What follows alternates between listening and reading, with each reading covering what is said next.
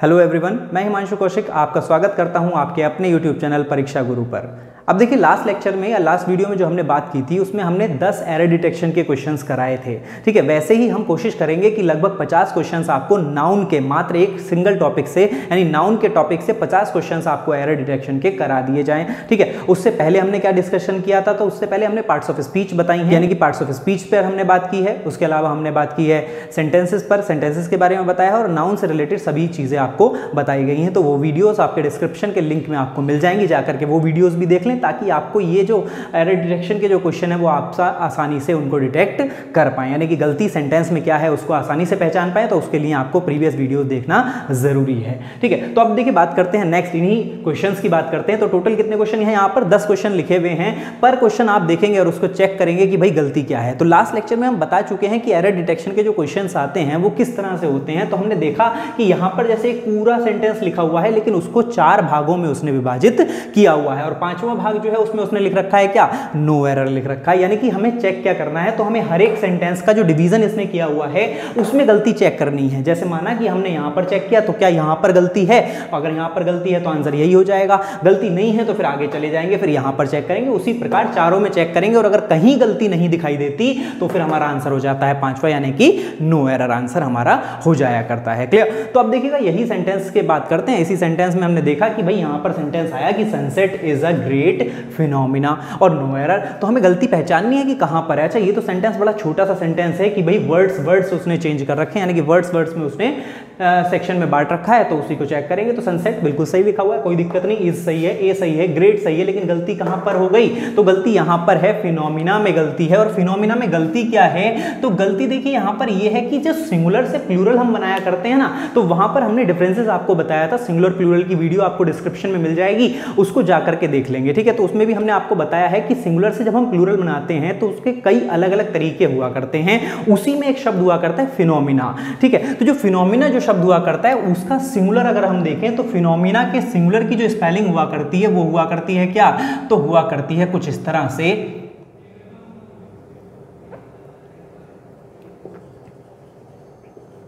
तो spelling phenomena की जो सिंगुलर की स्पेलिंग हुआ करती है वो होती है क्या? PHENOMENON,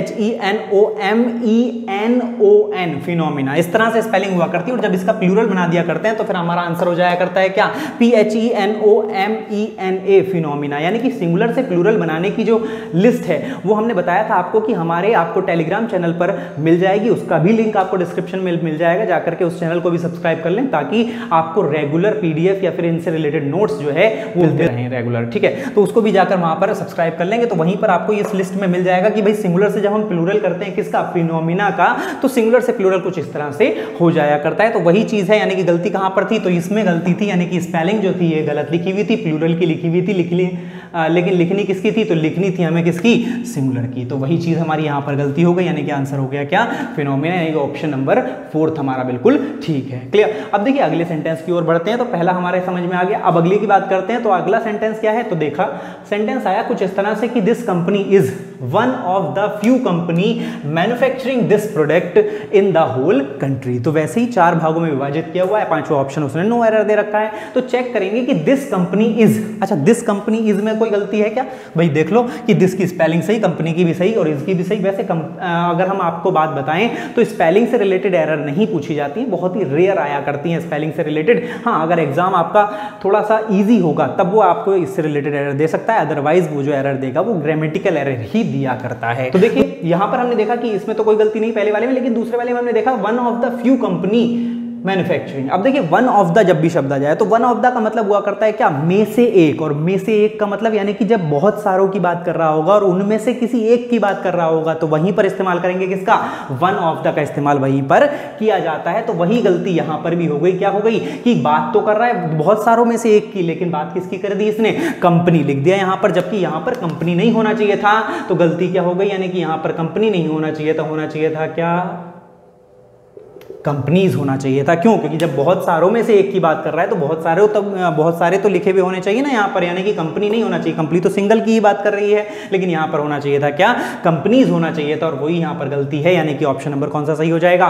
तो दूसरा सही हो जाएगा। वैसे ही जैसे पिछले वाले में चौथा सही था, इस वाले में हमें दूसरा सही मिल गया। देखिएगा, चलते हैं क्वेश्चन नंबर 3 की तरफ। तीसरा क्वेश्चन क्या है? तो देखा तीसरा नंबर का जो क्वेश्चन है वो है he heard the guard blowing whistled and knew it was time for him to enter the train. ठीक है, और यानी कि क्या हुआ, उसने सुनी, क्या सुनी? गार्ड की जो विसिल, गार्ड ने जो विसिल की सीटी जो बजाई, उसने उसको सुना एंड न्यू, और जानता था क्या करना है अब उसको, कि अब उसको ट्रेन में एंटर होना है। तो वही चीज़ है, यहाँ पर भी गलती चेक करनी है। तो गलती हमने देखा कि ही हियर्ड द गार्ड, तो यहाँ पर तो कोई गलती नहीं, लेकिन गलती क्या? ब्लोइंग विसिल्ड, यानी कि विसिल्ड जो शब्द है वो वर्ब का काम नहीं करेगा। यहाँ पर आना चाहिए किसके लिए? नाउन के लिए आना चाहिए, और ईडी फॉर्म लगी हुई है तो वो नाउन का काम नहीं कर रहा, काम कर रहा है किसका? वर्ब का। तो यहाँ पर ये विसिल्ड नहीं आएगा, क्या आना चाहिए? तो आना चाहिए विसिल।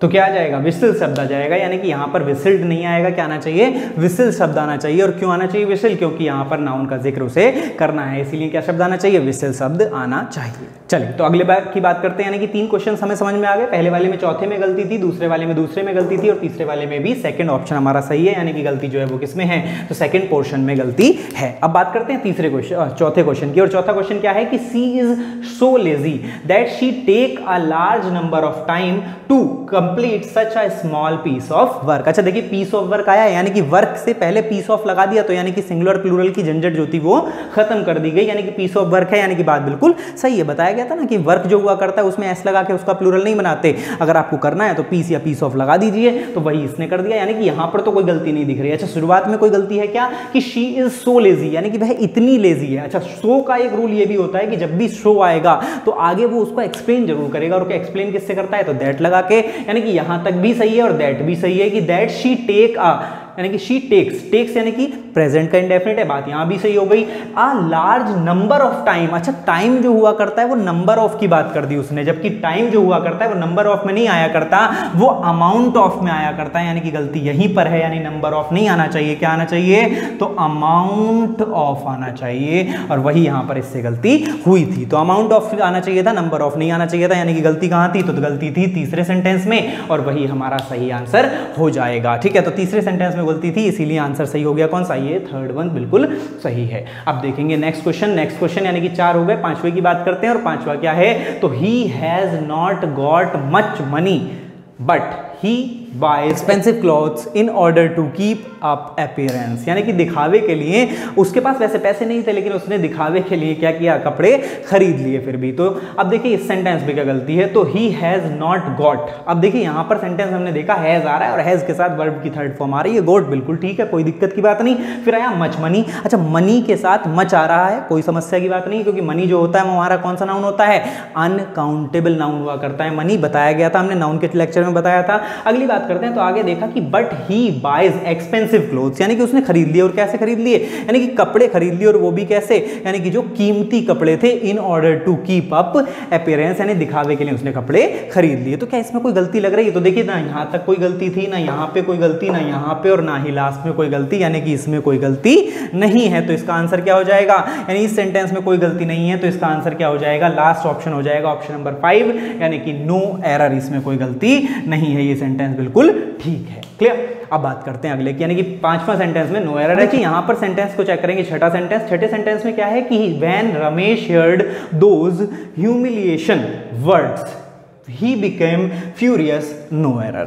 यानी कि क्या हुआ कि ह्यूमिलेट करना किसको कहते हैं? यानी कि हम किसी को अपमानित करते हैं, यानी कि उसने अपमानजनक शब्द सुने। अब अपमानजनक जो शब्द सुने, तो देखिएगा गलती शायद आप लोगों को समझ गए होंगे कि कहाँ पे है। तो व्हेन रमेश heard, यानी कि जब रमेश ने सुने, तो यहाँ पे तो कोई गलती नहीं, लेकिन दोज, और दोज जो शब्द हुआ करता है वो हमारा डेमोन्स्ट्रेटिव होता है, यानी कि ये डेमोन्स्ट्रेट कर रहा है, और किसको? तो यानी कि डेमोन्स्ट्रेट कर रहा है इस ह्यूमिलिएशन को, और ह्यूमिलिएशन नहीं हुआ करता, क्योंकि ह्यूमिलिएशन जो शब्द है वो नाउन का काम नहीं कर रहा है, यहाँ पर नाउन का काम नहीं कर रहा है, इसलिए गलती यहीं पर है, यानी ह्यूमिलिएशन नहीं आना चाहिए था, आना चाहिए था क्या, ह्यूमिलिएटिंग आना चाहिए था। तो गलती कहाँ पर है, ह्यूमिलिएशन में गलती है, और चूंकि ह्यूमिलिएशन में गलती है इसलिए आंसर हो जाएगा क्या, ऑप्शन नंबर 2 यानी कि दूसरे वाले इस पोर्शन में गलती है।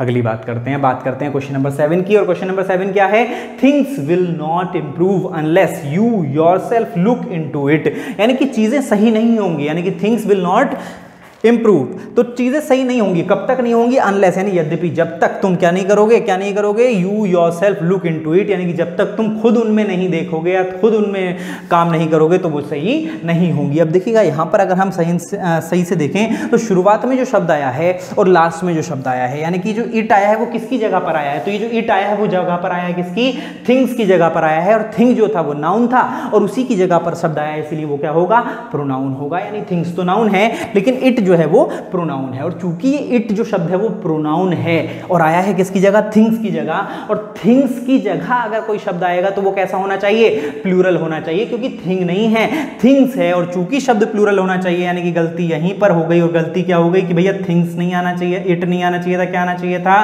देम आना चाहिए था, और गलती वहीं पर है, या क्यों, क्योंकि थिंग्स के साथ प्लूरल शब्द आना चाहिए और इट जो है वो हमारा सिंगुलर शब्द हुआ करता है, और गलती यहीं पर हो गई, यानी ऑप्शन नंबर कौन सा सही हो गया, चौथा सही हो गया, यानी कि गलती किस पोर्शन में है, चौथे पोर्शन में गलती है। बात करते हैं 8th सेंटेंस की, और 8th सेंटेंस क्या है कि soldier never dimmers when he receives his commander in chief order. ठीक, अब देखिए गलती शायद पता चल गई हो, अगर लास्ट लेक्चर्स आपने देखे हैं, लास्ट वीडियोस आपने देखी हैं तो गलती तो पता चल गई होगी, अगर नहीं देखे हैं तो जाकर के देख लेंगे, किसमें मिल जाएंगे, डिस्क्रिप्शन में लिंक मिल जाएगा, वहां पे जाकर के देख लेंगे। तो देखिए गलती कहां पर है, वो कहना चाह रहा है कि सोल्जर्स नेवर डीमर्स। अब ये क्या होता है शब्द, तो इसका मीनिंग हुआ करता है यानी कि कभी भी, जैसे अपोज कर देना किसी चीज का, तो अपोज नहीं करते, कौन नहीं करते, यानी सोल्जर कभी भी अपोज नहीं करते, किस चीज का अपोज नहीं करते, when he receives his commanders in chiefs order.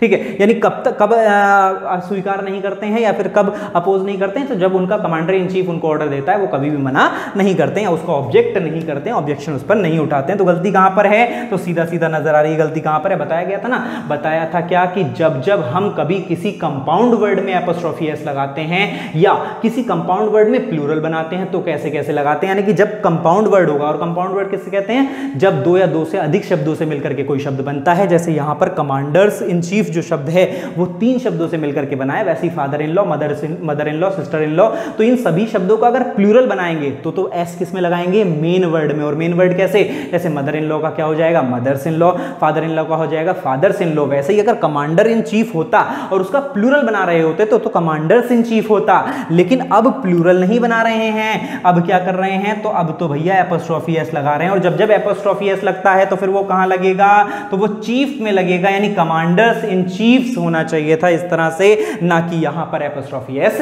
लगाना चाहिए था। तो गलती वहीं पर हो गई, यानी कि सेंटेंस में गलती है कौन से पोर्शन में, चौथे पोर्शन में, और वही हमारा आंसर हो जाएगा।